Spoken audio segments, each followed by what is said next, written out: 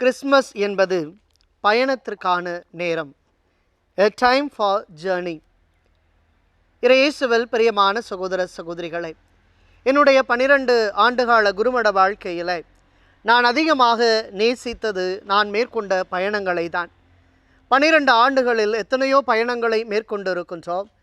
அந்த பயணங்களில் என் மனதை மிகவும் பாதித்த அல்லது இன்றளவும் நினைத்து பார்க்கக்கூடிய ஒரு பயணம் எதுவென்றால், மதுரையிலிருந்து செங்கல்பட்டு வரை சென்ற அந்த ரயில் பயணம்தான்.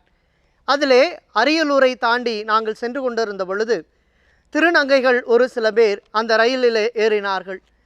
ஏறியவர்கள் ஒவ்வொரு இருக்கைகளாக தாண்டி வந்து இருக்கக்கூடிய மனிதர்களிடத்தில் காசுகளை கேட்டுக்கொண்டு வந்தார்கள். அப்போது அவர்கள் எங்களிடத்தில் வந்த பொழுது நாங்கள் பாட்டுக்கு பாட்டு கச்சேரி நடத்தி கொண்டு ஒருவர் மற்றவரை கேலி செய்து கொண்டு பேசிக்கொண்டு சென்று கொண்டிருந்தோம். அப்போது வந்த ஒருவர் எங்களிடம் காசு கேட்டார். நாங்கள் காசு கொடுத்தவுடன் நாங்கள் சொன்னோம், கொஞ்ச நேரம் எங்கள்கிட்ட உட்காந்து பேசிட்டு போங்க என்று சொன்னவுடன் அவர்கள் மிகுந்த மகிழ்ச்சியோடு எங்களுக்கு அருகில் இருந்த இருக்கையில் அமர்ந்து கொண்டு எங்களோடு பேசி கொண்டிருந்தார்கள். அப்போது உங்களை பற்றி சொல்லுங்கள், இப்படியாக மாறிப்போனீர்கள், எல்லாரும் இந்த சமுதாயத்தில் உங்களை வேறு விதமாக பேசுகிறார்கள், சிந்திக்கிறார்கள், உங்களிடத்தில் பார்க்கிறார்களே என்று சொல்லும்போது அவர்கள் தங்களுடைய வாழ்க்கை அனுபவங்களை கொஞ்சம் கொஞ்சமாக எங்களோடு பகிர்ந்து கொண்டே இருந்தார்கள்.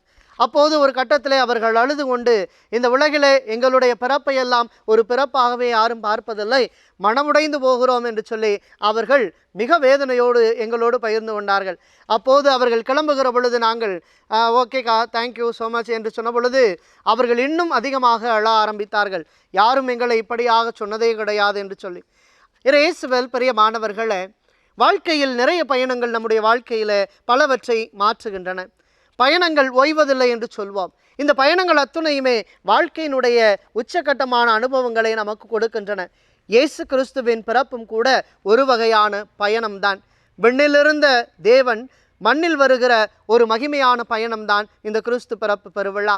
எனவே இதற்காக தயாரிக்கிற இந்த திருவருகை காலத்தினுடைய நாட்களில் நாம் நம்முடைய பயணங்களை சற்று ஆழமாகவே சிந்தித்து பார்க்க வேண்டும். தொலைதூர நாட்டிலிருந்து வந்த ஞானிகளின் பயணமும் சரி, அந்த வயல்வெளிகளில் இருந்த இடையர்களுடைய பயணமும் சரி, எல்லாமே நமக்கான ஒரு மகிழ்ச்சியான செய்தியை கொடுக்கின்றன, மன நிறைவான பார்வையை வழங்குகின்றன. அந்த வரிசையிலே எங்கு நாம் பயணிக்க வேண்டும், இந்த பயணம் எப்படிப்பட்டதாக இருக்க வேண்டும் என்பதை தான் இந்த கிறிஸ்து பிறப்பு தயாரிப்பு காலம் நமக்கு சொல்கிறது. எப்படி என்றால், முதலில் நாம் நமக்குள் நாமே பயணம் மேற்கொள்ள வேண்டும். இந்த பயணம் எப்பொழுதுமே ஒரு நிறைவை நமக்கு தருகிறது. நாம் எப்படிப்பட்டவர்கள், நாம் எப்படிப்பட்ட சூழலில் இருக்கிறோம், எது எனக்குள்ளே இருக்கிறது, என் திறமைகள் என்ன, நான் அவற்றை எப்படி அணுக வேண்டும் என்பது போன்ற எல்லா விதமான ஒட்டுமொத்த பார்வையையும் இந்த நமக்குள் செல்லுகிற பயணம்தான் நமக்கு கொடுக்கிறது. எனவேதான் ஆண்டவர் இயேசுவினுடைய பயணம் ஒவ்வொன்றுமே அவருக்கான தனிச்சிறப்பினை எல்லா மத்தியிலும் கொண்டு வந்தது. இரண்டாவதாக, துன்பப்படுவருடைய மத்தியிலே நம்முடைய பயணம் இருக்க வேண்டும்.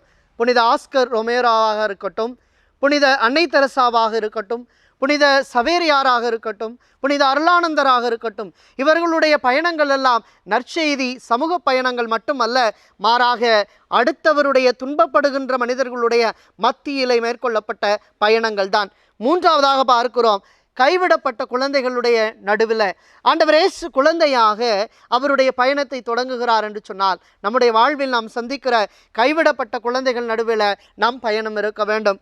கடைசியாக, அனாதைகளினுடைய அருகில் நம் பயணம் இருக்க வேண்டும். இன்று இவ்வுலகில் எல்லாரும் இருந்தும் அனாதையாக இருக்கக்கூடியவர்களும் இருக்கிறார்கள். காரணம், ஒன்றாக இருந்த குடும்பங்கள் பிரிந்த குடும்பங்களாக மாறிவிட்டன.